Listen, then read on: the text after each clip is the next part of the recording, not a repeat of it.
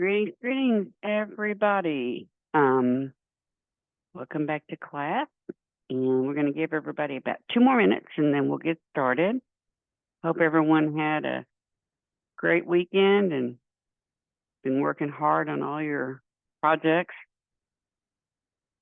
for the last couple of weeks.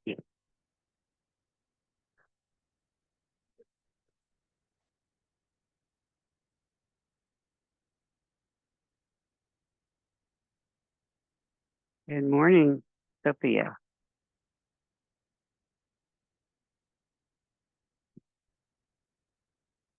Hey, I'm going to see if I can, while we're giving everybody just about 1 more minute, see if I can quickly see who's here and who's not.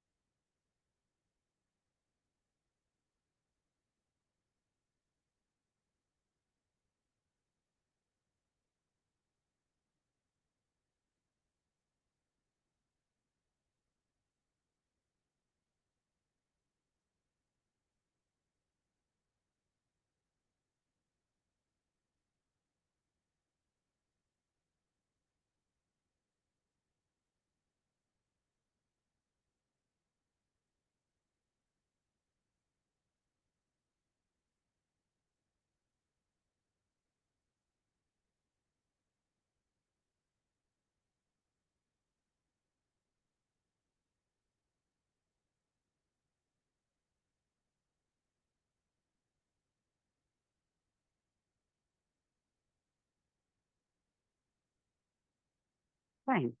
All righty. We're missing, as far as I can tell, we're missing Aaron, Kristen, Danielle, uh, Janelle, Lauren, Neva, and Rihanna. Oh, and Valerie. Okay. If none of y'all are here, then I haven't just missed you. All right, what we're going to do today, I was going to go over chapter 8, but then I realized that oh my gosh, your proposal is due, or your contract is due very soon. So what I want to do today is I want to show you just a couple of short videos on chapter 8, and then I'm going to go over the proposal piece by piece so that you know exactly what I am expecting for y'all to complete, and that'll give you a better idea, and then you'll have an opportunity to ask questions if some of it doesn't make sense. The PowerPoint goes, it's a really great chapter. It's a fun chapter, and the PowerPoint that goes with it is very explanatory. It's got notes and stuff in it, so I think we're okay with that. And I feel like it's important that we go over the proposal much more closely than we did in the beginning, when now it's become more pertinent to you because you got to start working on it. Okay, so give me 1 second to go in here and grab what I need.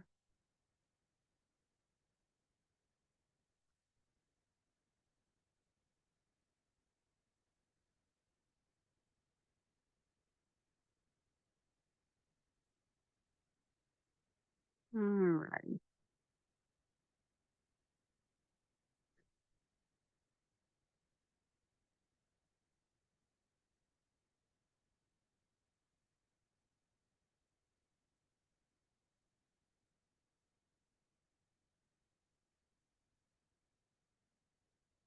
Internet, finding doctors and talking to them has changed a lot in the last 20 years. Over the past few years, the Internet has become a great place to find information about health and well-being. Today, things like how easy it is to get in touch with a doctor and how quickly an appointment can be made as well as reviews of healthcare providers on Google, Facebook, or rating platforms, and how social media is used, like using hashtags on Twitter to raise awareness about breast cancer and get people to sign up for mammograms, affect how patients feel and what they decide to buy. A healthcare marketing plan with a budget is very important for medical professionals and organizations. Marketing can help them reach potential patients, keep current patients, win back former patients, and stay top of mind in their community. Just look at how content marketing has made the Mayo Clinic, a top medical institution, a household name around the world, and how a small dental practice in California uses Instagram to find over 3/4 of its patients. Read on to learn how healthcare providers can improve service delivery, change how their services are seen, and set themselves apart from other providers without spending a lot of money. What is marketing for healthcare? Healthcare marketing is the process of making, sharing, and selling knowledge about healthcare. It uses ideas from many different fields, such as communications, marketing, healthcare data, and of course, patient care. It's a practice that uses both traditional marketing ideas and science-based ways to avoid illness and promote health. Marketing is an important part of modern healthcare. Practitioners and schools have many of the same marketing goals as any other business.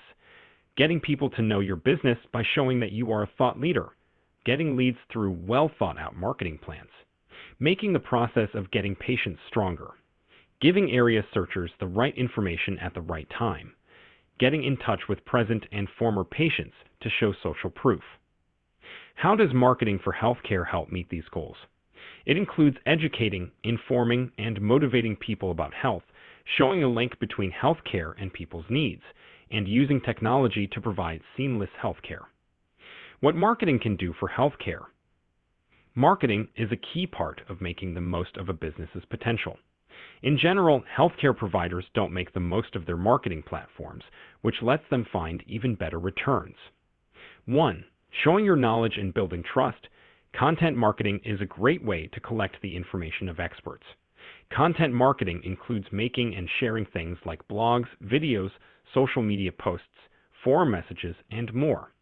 It's used to get people interested in a business's goods and services, but it doesn't push the brand like advertising does.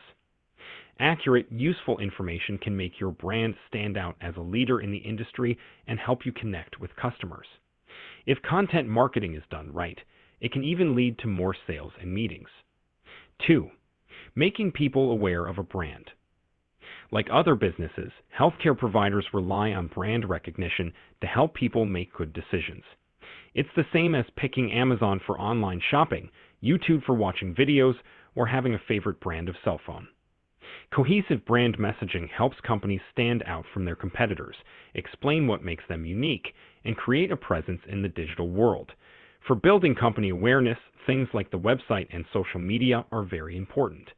This is why healthcare giant Adventhealth, which used to be called Adventist Health System, rebranded itself in 2019 on almost 50 hospital sites.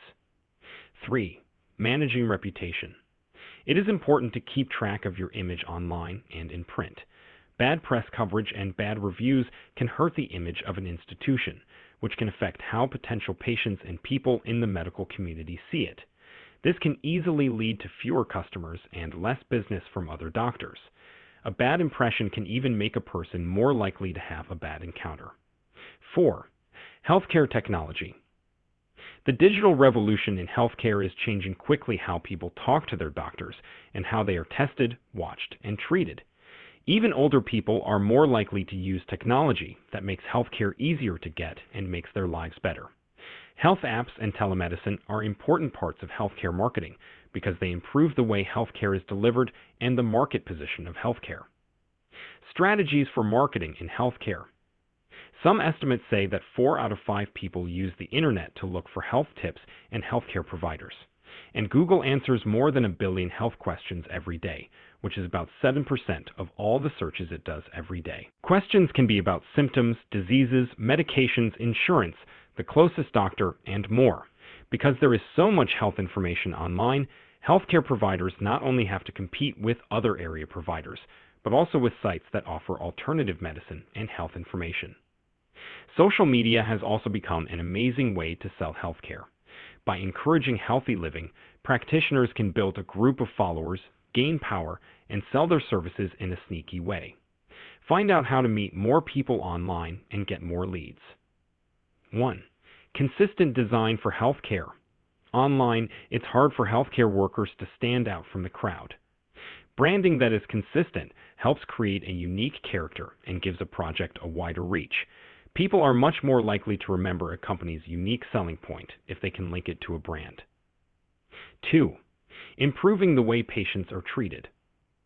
Digital tools like websites can be complicated and hard to use, which can make the patient's experience bad. Form and function must be in balance for a polished user experience. A modern-looking website that puts the most important information in the front and center. 3. Site that works well on mobile devices. Did you know that Google indexes a website's mobile version before it indexes its desktop version? A responsive website and healthcare app are a must-have if you want to offer the best healthcare experience on any device. Users will have a much better time on a mobile-friendly website, and search engines are more likely to rank it higher, which could lead to more people visiting the site. 4. Optimization for search engines. Search engines are the main way that people find healthcare providers online. Because of this, providers must fully optimize their websites so that search engine crawlers can scan them. Search engine optimization, SEO, prepares a website in a subtle and strategic way so that it can rank higher than competing content for related searches and searches in a specific area. 5. Getting the most out of online advertising for healthcare marketing. Pay-per-click, PPC.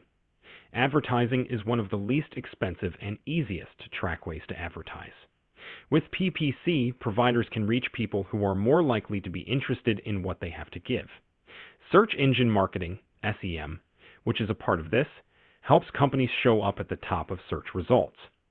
In addition to bringing in new customers, PPC helps increase brand recognition by showing ads to users. 6. Taking advantage of social media. Social media gives practitioners and healthcare institutions a very powerful way to connect with people, promote goods and services, share news, and do a lot more. A well-thought-out organic, non-paid, social media plan will help build a brand, give users a way to talk to you, and grow a community. The best results will come from putting some of your marketing budget toward paid social media to boost posts and run ads. 7. Getting feedback and recommendations. Social proof, like reviews, comments, videos, and ratings, is one of the main reasons why people decide to buy something. A method for getting active reviews lets providers get feedback from patients, make content for the website, and interact with people on social media. A plan for automated reviews in healthcare facilities is easy to set up. Just ask patients to leave a review as they leave the building or send them a follow-up email. 8. Getting feedback and taking action on it. If you give patients a way to leave feedback, they won't have to leave negative comments on other, more public sites. Talk to patients to address their worries, teach them, and give them information.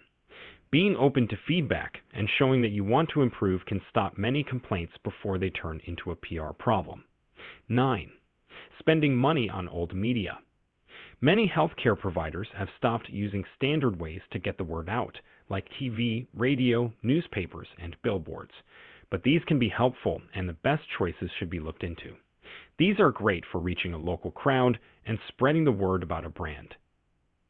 10. Target referrals. Referrals from doctors are an important way to get new patients that are often forgotten. Plan a strategy to reach out to doctors. Don't just rely on face-to-face talks to get referrals. 11. Getting to know current and past patients.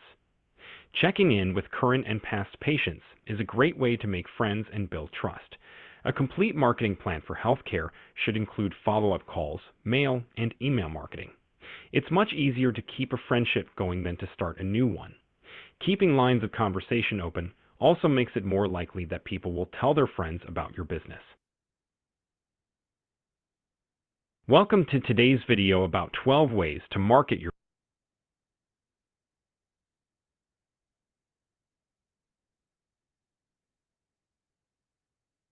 Hey, that was just a quick kind of summary of what's in your chapter.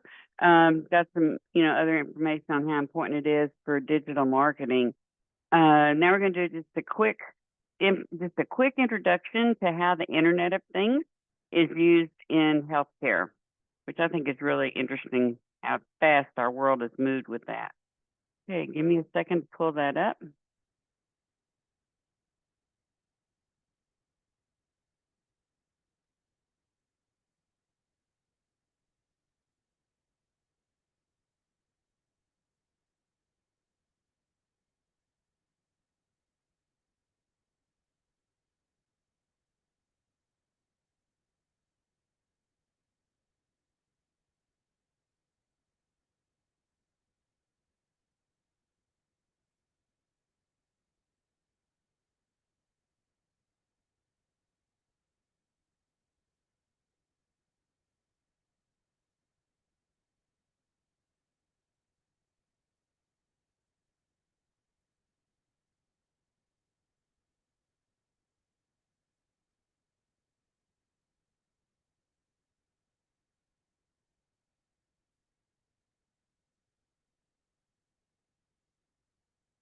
It's a really interesting concept and it changes on a daily basis. Okay, so what we're going to do today, first let me see if I missed anybody coming in. These are the people I still have that aren't here today. Danielle, Janelle, Neva, Rihanna, that's it. So if any of y'all are here, holler out so I don't mark you absent. All righty. What we're going to do today is I'm going to go over the proposal so that you will see what parts there are and what I'm expecting. It's pretty extensive, but y'all have got big groups and you shouldn't have any problem once you know what you're looking for. People have asked me, if you have to write a paper also, and you do not. The proposal form that I'm going to show you that is under the modules on Canvas. All you have to do is fill in the questions. Now you have to fill them in extensively, but you do have to complete the questions. And then once all those questions are completed, then you turn it to me and I give you the once over to see if you've got everything. Then it goes back to you and you turn that information into a PowerPoint. Okay, so let me pull up that screen.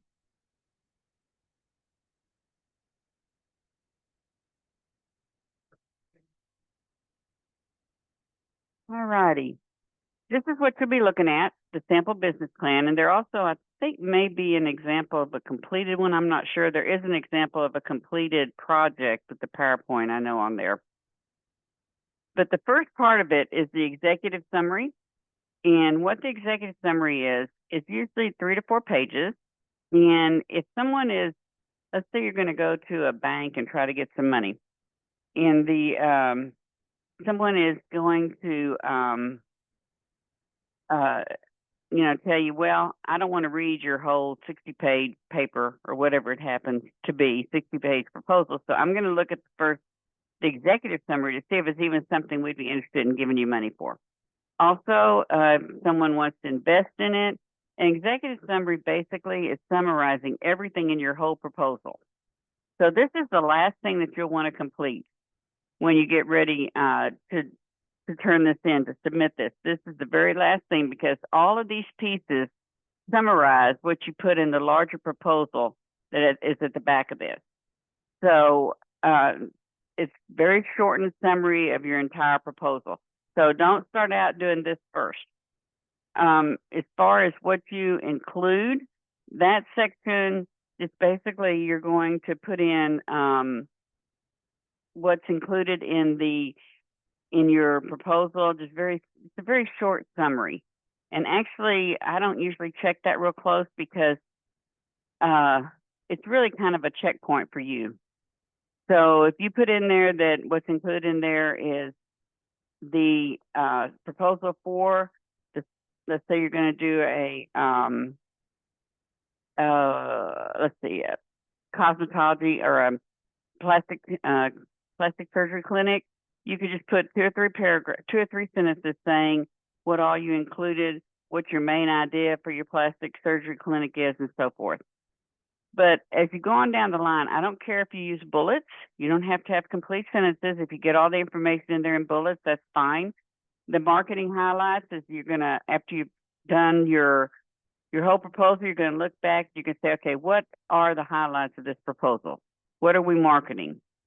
And that's just going to be a summary, a very short, and it can be bulleted summary of what your marketing highlights are. What are you going to be doing? Are you going to base your marketing on social media? If so, how are you going to do it? What social media are you going to use? But just very briefly, remember, this is just a summary. Who's your target market? Are you if you're a pediatric clinic, then your target market is going to be children between the ages of 0 and 21 maybe, and possibly their parents, because the children at 2 years old can't read it. So who are you? Who is your target market? Who are you going after? Your competitive analysis, you're going to have to find a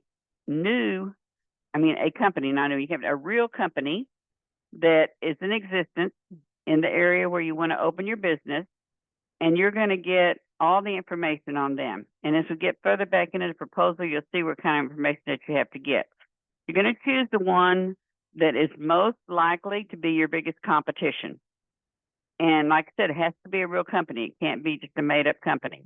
And you're going to get all the information off of if they're a company that is for-profit, they're going to have all kinds of information out there on the web available. You can also get information from their website, from reviews that you can find on them. There's all kinds of places that you can get information on. And what are your key marketing strategies? What is the main thing you're going to be using? Are you going to be capitalizing on the fact that you're the only business in 100 miles that does a certain kind of surgery?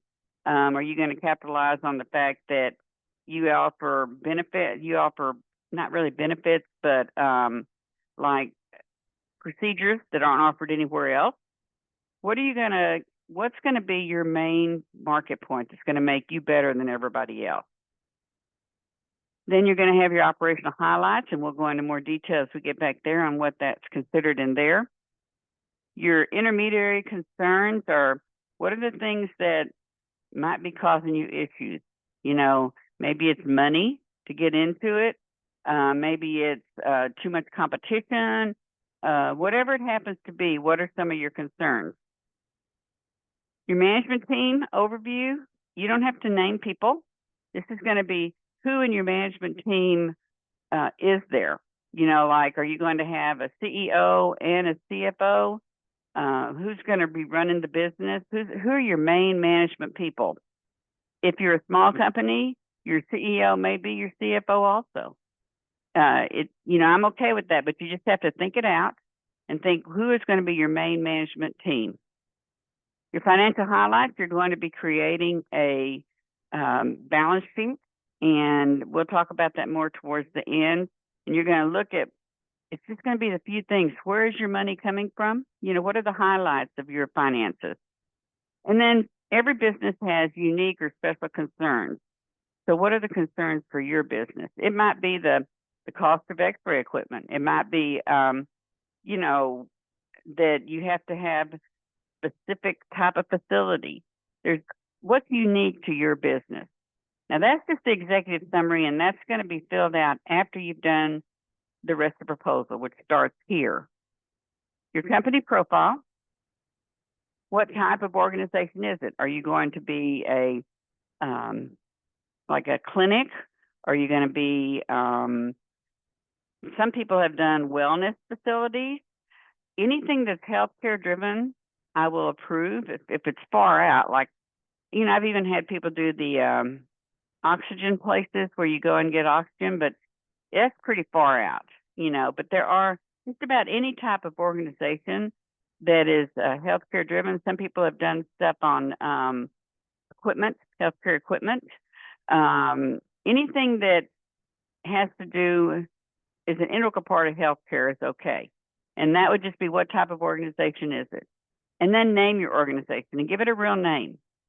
Something that, and be sure when you give it a name that people can look at the name and know what it is that they're, that you're selling. Because the problem is if you put a name on there that doesn't tell the consumer what exactly it is, then you're going to lose a lot of business that way. I can't tell you the number of times I've looked at a building and I thought, I wonder what that is, because you have no idea because they don't tell you what it is. Your hours of operation, think about that because let's say that a prime example I can give you, when my grandkids in Tampa were young, like, 4, 5, 6, 7 years old, and my daughter and her husband both worked, so it was real difficult to get to the clinic for shots and even just normal things normal checkups. So there was a pediatric clinic in Tampa that's literally specialized in working parents. So their hours were I think it was Thursday until 9 o'clock at night. Friday, they opened early in the morning, 6 in the morning. Then they were open regular hours, Saturday and Sunday. And then they were closed, I think, on Monday and Tuesday and maybe Wednesday, but sure Monday and Tuesday. So they got a lot of business. That place was mossed over all the time because they were meeting a need. The need that not all working parents can just take off and take their kids to the doctor or to the dentist or whatever it is, during the daytime. So they figured out that they could capture this market and did a really good job of it. Your scope of line of services, what are you offering? Now, this link will give you some examples so that you can, if it doesn't make sense to you, and then I'm always available to answer questions, but your scope of service line is what are you offering? What, are you offering only, are you only a shot clinic? Or are you full service pediatric clinic? Are you a full service cosmetology clinic? Are you, what kind of plastic surgery services do you offer? Lately, I've seen plastic surgery type clinics that offer just Botox and non-invasive type of services. So what kind of service are you offering? And then who are the clients that you're serving? This is your target group. For instance, if you're a plastic surgery clinic and you specialize in making people look younger or whatever it happens to be, maybe your target group might be, 40 to 60 or whatever it happens to be. Or if you specialize, you can also stretch it out if you've got people that have had acne scars or they have have had burns, those kinds of things. Who exactly are the clients you're looking for? Now, this one is really important, the location of your clinic, and I recommend you only have one, otherwise you're creating a lot more work for yourself. You actually have to have a real location. You have to go and you have to find a building that online, like at Zillow or there's some websites specifically for businesses as opposed to businesses and home residences. So you find a clinic, and after you find it, you'll have a lot of the information will be on there, like the square footage will be on there, and maybe the typical utility bills. But you need to find a place you can actually put your clinic, a real place, or whatever it happens to be, your business. Then you're going to describe your business, exactly what it is that you're doing, what you would put in an ad, for instance, what your business is. And then are you a profit or nonprofit? Now, I don't know if I've made this speech to y'all before, but if you're in business, you are going to make money. You're going to have to have a profit. But the difference between a nonprofit and for-profit is a designation. And what happens is with a nonprofit, any money left over at the end of the year, if you paid bills, rent, salaries, and all that kind of stuff, any of that money that's left over goes right back into the business. That's a nonprofit. A for-profit, any money left over gets distributed to stakeholders and to stockholders, people who own part of the business. So for-profit, the leftover money gets distributed to the people who have invested, your investors. The nonprofit, the leftover money goes back into the business. It's a tax, well, my brain is not working today. It is one of the ways that you can decide that what kind of tax level you're at. Okay, any questions on that section? Even though I've been stumbling a little bit today, I'll get my tongue in order here in a minute. Any questions on the company profile? And I can't see you, remember, because I only have one screen, so you're going to have to, holler out if you have a question. Okay, we'll keep moving on. Now, industry overview. These links, and they were working, and when I set this class up, let's hope they're still working. If they're not, let me know, and I'll try to find you other ones. But these are things that can actually change how your business is going to succeed or not. These social changes, what's happening that might create a problem for your business or create an opportunity for your business. Social changes, how things are looked at, how the world looks at things. I can give you an example. When I was in Texas many, like 20 years ago, very few people had facelifts. And if they did, particularly being like in small town Central Texas, and anybody found out about it, boy, they were talked about, I mean, it was just not something that was done. It wasn't socially acceptable. Whereas you come to California and everybody has or a lot of people have the plastic surgeons on speed dial. So, the way you view things sometimes changes. So the way things are viewed socially. Other social changes, could include, what someone decides needs to be done and becomes really popular, whatever it happens to be. Like, Botox is used for a whole lot of stuff on a whole lot of people, even youngsters. So there's all kinds of social changes that can happen. Another thing that's big in healthcare is economic reimbursement changes. Especially with whenever the government change, a lot of times all kinds of things change along with it. Sometimes companies decide they're not going to reimburse for some things, or they start reimbursing for other things. So what's changing that might affect your business? If you're a business like plastic surgery, for instance, a lot of that's not reimbursed, but some of it is. So maybe a little chunk of your business is done like reconstruction from various things. So that would change that also. But in general, what have you found in the laws or under insurance companies or wherever you look? This gives you a good example on changes that are happening now that might affect your business. Demographic changes. Demographic changes, as you know, can include, the people, the movement of populations. It can include the movement of areas. For instance, if I can give you probably a pretty good example, maybe 50, 60 years ago, downtown Hollywood and all in that area, there were some very high-end homes, maybe 60 years ago, sometime back. And then people started moving out of those areas. So a lot of the high-end healthcare, like plastic surgery and some of those, they moved out with them because it became an area where the people who would use them really weren't in the area anymore as much. And a lot of those companies, a lot of those hospitals and companies made a change. The hospitals changed from, being very high end to possibly getting a lot of grants and helping people who didn't have the ability to pay. And so the shift happened because of a lot of the demographic changes. Other demographic changes might include, let's say that you have a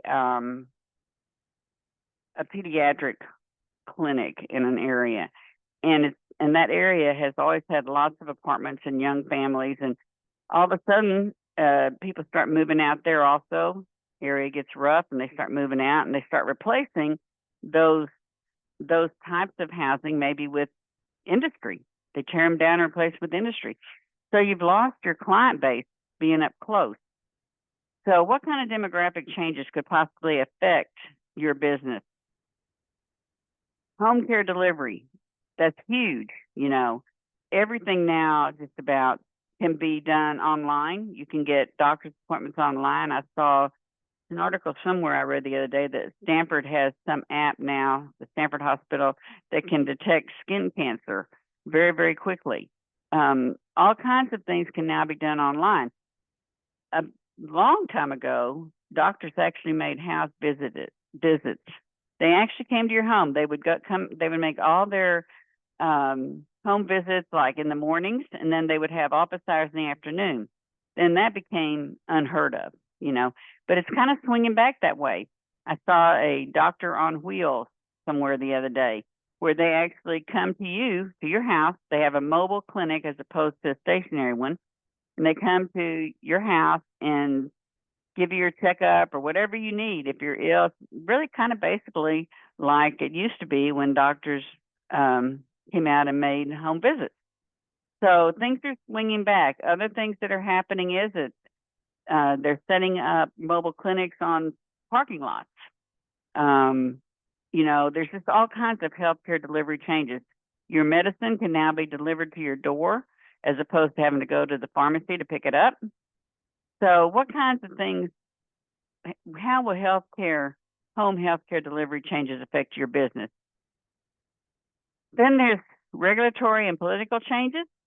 Like that's right now, there's all kinds of changes, and right now they're fighting over it, get the government back open. So there's all kinds of changes that can affect healthcare, and I just want you to find a few that might affect your business. And most of you know that you can go into research. We had the librarian come in and show you all the different places you can find this kind of information. So what right now is going on that could affect how your business progresses? Then you've got key factors in your segment, key success factors that in your segment industry. This information, you can find it at this hospital review where this link I gave you. You can also find it on the Bureau of Labor. You can find it, some of it in Glassdoor. There's all kinds of places that you can find key factors in your segment, for key factors for success in your segment industry. What works, and sometimes they tell you what doesn't work, but what you're looking for is what kind of factors do you need to include in order for your business to be successful. Some of the barriers to entry, this is actually pretty easy if you're going to open up a sonogram clinic. You know, one of the barriers might be the cost of the equipment. Another barrier might be the competition, insurance costs, all kinds of what exactly could stop you from getting into the business that you want to get into. Maybe there's too much competition that, you know, it's been around a long time. So search it out and see, and this has to be a couple things. You can bullet it as to, you know, what would be a problem for you getting into this particular business that would stop everybody from just joining that business. The barriers to exit, you know, it's if you aren't making money, you're losing money every month, and you just think I got to get out of this. I'm just going deeper in the hole every month. What can stop you from getting out? What are some of the barriers? Well, one of the main ones is if you have patients in the pipeline, you have got to find a place for those patients to go, particularly if you've already taken money from the government or from insurance companies or whatever it happens to be. You can't just shut her down and not have a alternative for the patient. Other things is maybe your lease is a 5-year lease and you've only been in there 2 years. How are you going to get out of it? equipment leases. There's all kinds of things that would keep you from just closing your doors and saying, I am done. So those are your barriers to exit. Any questions? I know this is a little bit more difficult, but you've got these links that will give you examples that shouldn't be that once you get into it, it shouldn't be that difficult for you. But again, I'm always here to help you. And if those links aren't working, they for some reason decide to quit working since I checked it in August, then we'll look for other ones. Questions so far? Okay. Service overview. What is the proposed new service? What's its unique features? So what makes your service different than everybody else's? And like what makes it unique? What are some of the benefits of it? And these benefits can be a lot of things.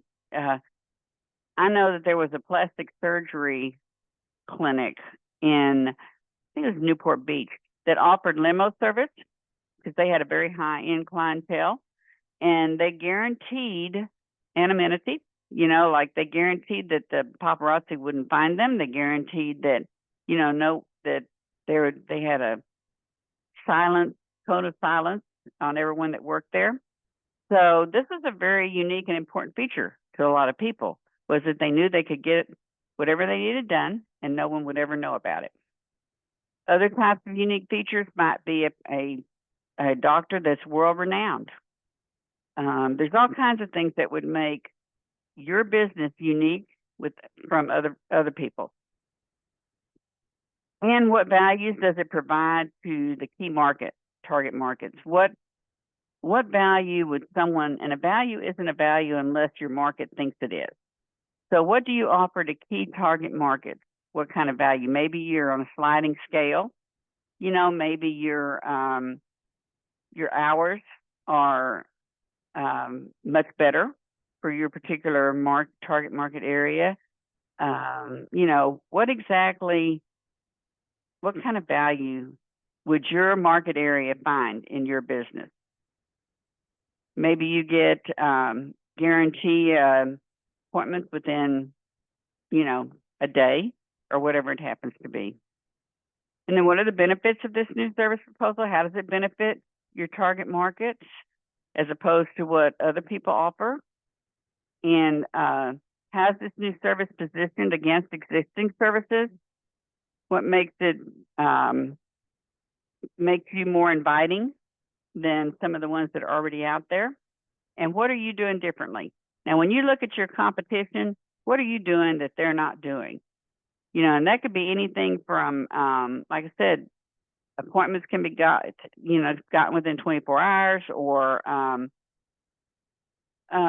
you have whatever it happens to be in your business that you're doing differently from anybody else.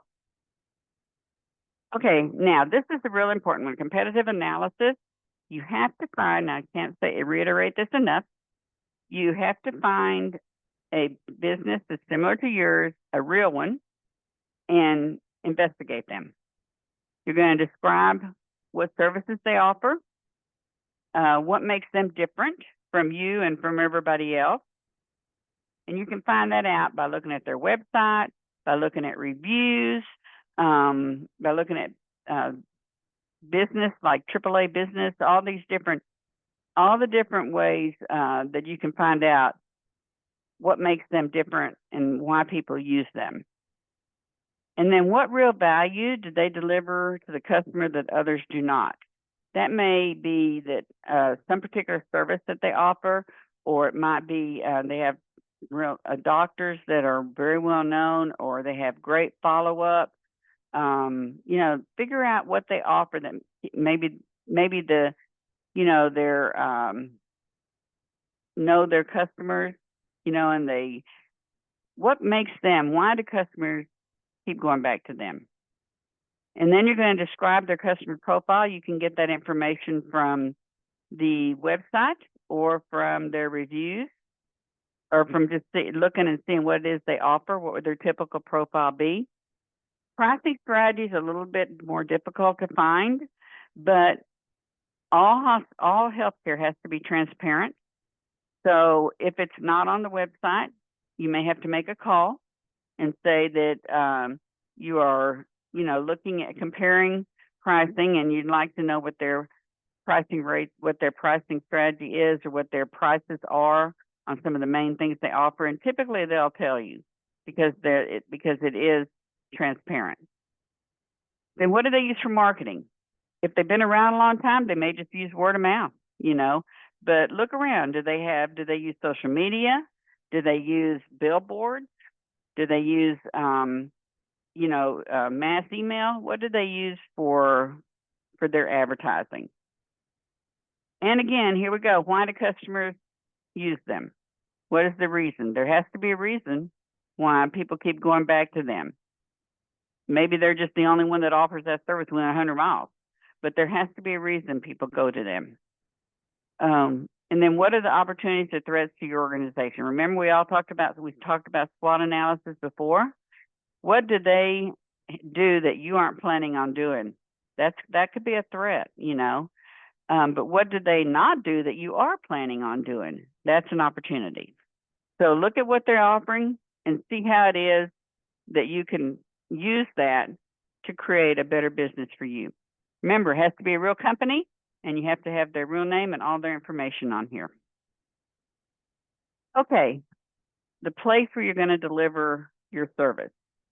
This is going to be you got to have a building. Even if you're a mobile facility of some sort, you have to have a building to take phone calls, to have a place to park your vehicle. You must have a building, and it's a real building, and you have to find that building on, like I said, Zillow or one of the business rentals, and get a price of the lease. How long is the lease going to be? How much are the typical utilities?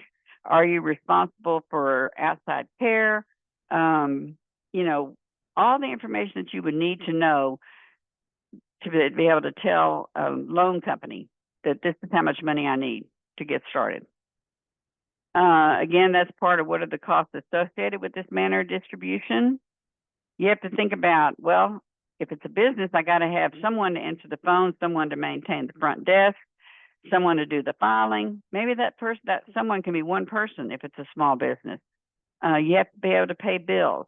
You have to be sure that it's compliant with ADA. Are the restrooms ADA compliant? All those things that you would have to know to open a business in there. What is the marketing advantage of this location? Okay, this can be a lot of things. It can be depending on what you are. If you're a free clinic, then you'll want to be on bus lines. You'll want to be on, the train line. You want to be somewhere walking distance from your target group. If you're more high end, then are you an easy way to get to, or what highways are you located next to? Are you close to the type of people that would use your service? So what is the advantage? Are you located in a mall?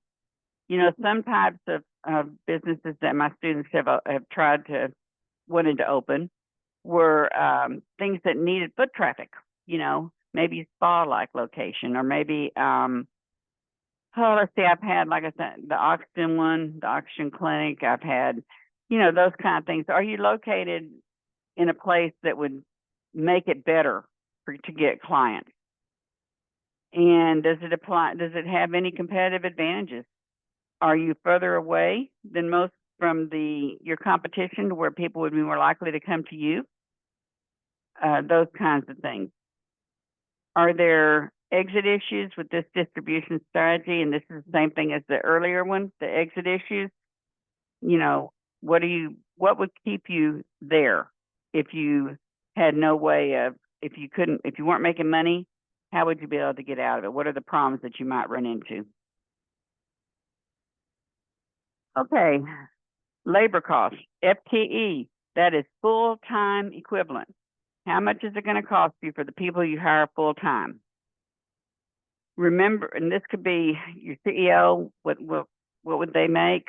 What would your secretary make? What would your nurse practitioner make?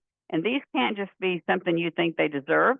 You need to look at the Bureau of Labor. You need to look at Glassdoor, find out what the going costs are, what are the going pay rates for people doing that job in the area that you're wanting to open your business.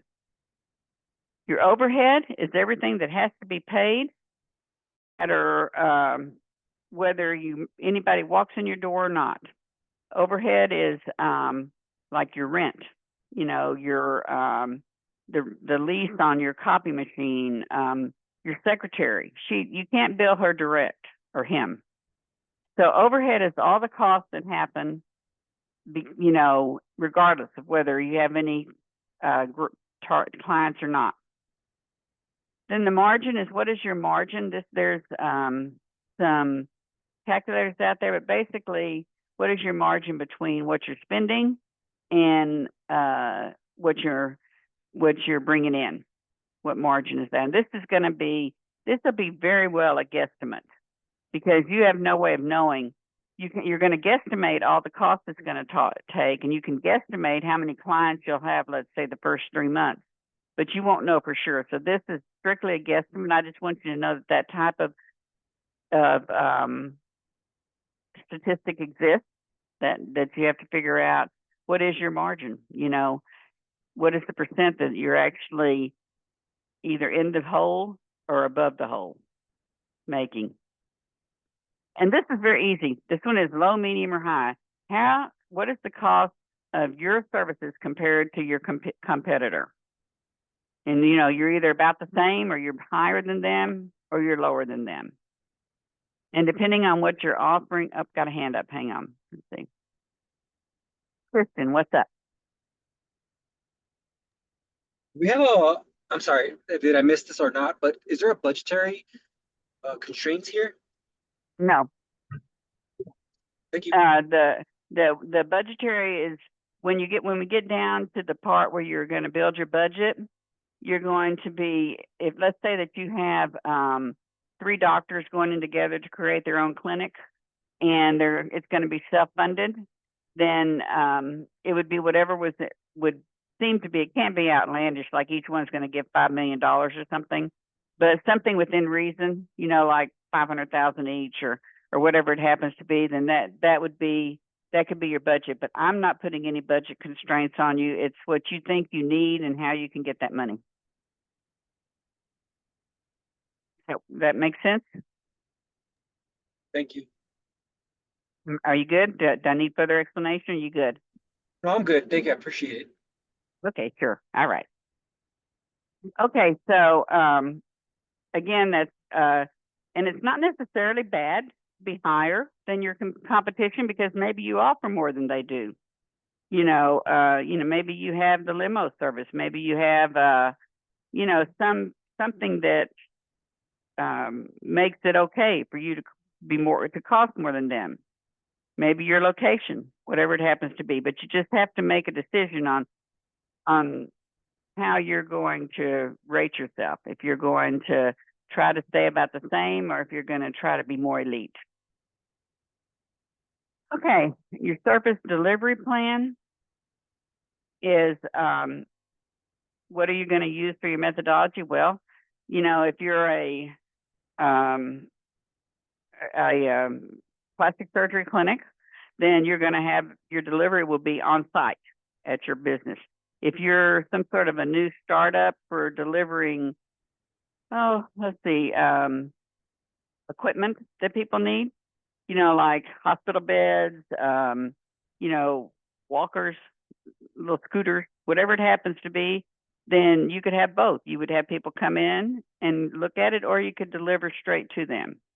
So what are you going to be using to service your clients? Now, clinical protocols and description of best practice, these can't be some you make up. You need to find what the clinical protocols and description of best practices typically are for your business. You will find those under the Bureau of Labor. You will find them at Glassdoor.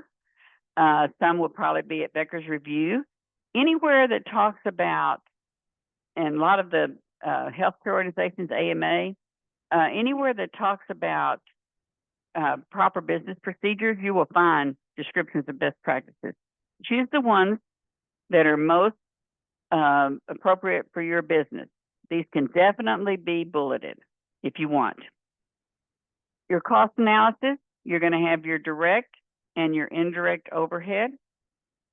Remember, overhead is money you cannot bill directly. You cannot bill an insurance company for 10 minutes of a receptionist time. That receptionist time is going to be overhead. They are not billed directly. However, direct billing, you can directly bill, like for an x-ray.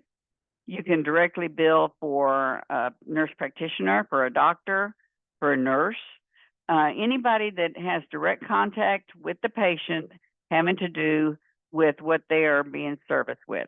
That's direct. Indirect is anything that is going to have to go on whether you have a patient in there or not. It's those monthly bills that have to be paid.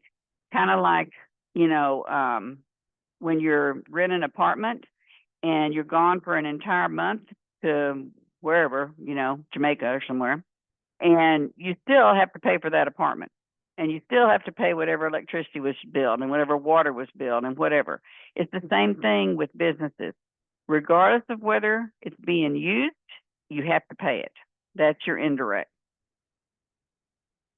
Okay, you have to create a flow chart of what happens when a person first contacts your business until they walk out of the business. And there's lots of software out there that allows you to create flow charts, and you just fill in the squares or triangles or whatever it happens to be on what happens to that client from the time they first contact you until the time that their business with you is done. I can't remember. I might have. Okay, I'm still getting to it. All right, your FTE, that is your full-time equivalent requirements. Now, this can include, it has to include not just what you're paying them per hour, but also the benefits you're offering. Are you going to offer benefits? Are you going to offer insurance? If so, what types of insurance and how much is it going to cost? The state of California says you have to offer insurance. I think it's over 10 employees. I'm not exactly sure because it changes all the time, but you have to offer some type of insurance. What other kind of benefits? Are they going to get 2 weeks paid vacation, 1 week paid vacation, or, so many hours per month? All the things that are required for your full-time equivalent employees. Now, the space requirements are, this is where for your business, whatever building you decide on, whatever office you decide on, you have to have a floor plan. And that floor plan has to have what you're going to put in each of those rooms, has to be on the floor plan, and the size of each room. Typically, if you're looking at a business lease, they will give you that information, and you just have to turn it into a floor plan. And some of them even give you the floor plan. So all you'll have to do is go in and put what you're going to use each room for. That is your plan on how you're going to make use of all the space that is in whatever building you're renting. Okay, so that's that part of it. The human resource plan. This is how many clinical are you going to have? Who are you going to, are you going to have full-time doctor, full-time pediatrician, maybe a part-time pediatrician, part-time nurse practitioner? Clinically, who are you going to have in your staff? Non-clinical, this would be like your receptionist, maybe file clerk, those kinds of people. Then the compensation, here's where you go into detail with what rate you're going to pay each type of employee and what benefits you're going to offer them. Job description, and you can get that information also off of Glassdoor or off of Department of Labor, but you can also create your own here. What is it that you want the receptionist to be responsible to do? Maybe the receptionist also has to be responsible for keeping the waiting room tidy. Whatever it is, you may have other things that'll be in the job description. If they don't want to do it, they don't have to apply for the job or take it. So whatever you think you want in the job description of each one of these people you listed in 1 and 2 above. And then roles and responsibilities are more specific, you know, like for instance, tidying up the room, making sure all the documents are filed by the end of the day, those kind of things. They blend over a little bit, but they're much more specific to your business. Okay, you're going to have a cash flow statement. You can look online. There's all kinds of forms you can just fill in. This is going to be guesstimates because you clearly don't have the business, but you're going to guesstimate how much money you'll be billing out, how much money you will maybe have to borrow if you don't have whoever is backing you is not going to bring you money right up front, stockholders. Guesstimate on the expenses that'll be paid out. This could include, you know, salaries, rent, all those kind of things. What are your startup costs? What do you have to have before you can open those doors? And you can get this. You can find it online. Startup cost for a typical clinic, let's say, or for a typical pharmacy delivery, whatever it happens to be that you want to do. And then what are you going to what's it going to cost you for your promotional expenses? You know, are you going to use advertisement that costs? You know, Facebook, some of those charge for businesses maybe, but they don't charge for personal. Some of them do charge. And then everybody needs insurance. You know, you have to have insurance on your building, and you have to make sure that you either pay for the insurance on your medical personnel, or you have to require them to have insurance. Okay, that is what you have to do. Now I'm going to close this so I can see y'all. Now, I know that in 2 ways that this probably is, you know, panicking y'all. Don't panic. Remember what I told y'all from the first day. This class is a panic-free zone. All you have to do is talk to me and I will calm you down. The other thing is that now you know exactly what I'm looking for. The main things, I will also send out a list sometime in the next week or so on the big deliverables from this. I think I have it, may already be in the syllabus, that sometimes people forget. So that is basically, you know, what I'm looking for. And if I've forgotten to mention anything, I will, you know, put it in the list I send out to you. Do I have any questions? Vivian, yes. Hi, I just wanted to confirm that these are the same groups as our social media presentation groups. They are. And then the other question I had was about social media presentation, about how long should our presentation be when we are presenting in class? 5 to 6 minutes, but if you're the group that has more people, one group I think has 7 people, Ricky's group, I think, then that'll be like up to 7 minutes. I won't stop you. And thank you for reminding me of that, because I do need to figure out who's going to go when. So yes, but it's between 5 to 6 minutes, but if you take, let's say 8 minutes, I won't stop you. After that, I might have to stop you to get everybody in. Okay? Okay, thank you. You bet. Okay, so here's what I'm going to have y'all do. We're going to be doing presentations on Tuesday and Thursday. We'll do 3 on Tuesday and 2 on Thursday. So send me an email, and it's going to be just like when we chose social media. Let me know your preferences. If you'd like to be Thursday or Tuesday, first, second, or third, give me 3 choices. So that or if you want to be Thursday, first or second, give me 3 choices for everything that you put down. So hopefully everybody will get one of their choices. And it's first come, first serve. Email me. Don't text me. Don't email me. Straight to my email. And then I'll send out a message. Any questions? Kristen, yes. For the presentation for the media platform that was designated to us, there's a part of it is just a show example or demonstrate example. I included a link. and that my video, my commercial, whatever, is 1 minute long. Is that okay? Yes, that's fine. Okay, thank you. You bet. Anybody else? Okay. All right. I know it's a lot. But y'all are going to do fine. And I can tell you that every single class that's ever done this, in the end, they're always happy they did it, even though it's a lot of work, because you just don't realize what it takes to open a business and the marketing involved in it. So, we don't have class Thursday. So I will see y'all again on Tuesday. I will send y'all, after I get everybody's emails, I will send you a message on what order that you'll be doing it. And remember, your contracts for the business are due on Sunday. Okay? All right. Y'all have a great week. Thank you. Take care. Thank you. Bye. Thank you, Bye-bye. Professor. You're welcome.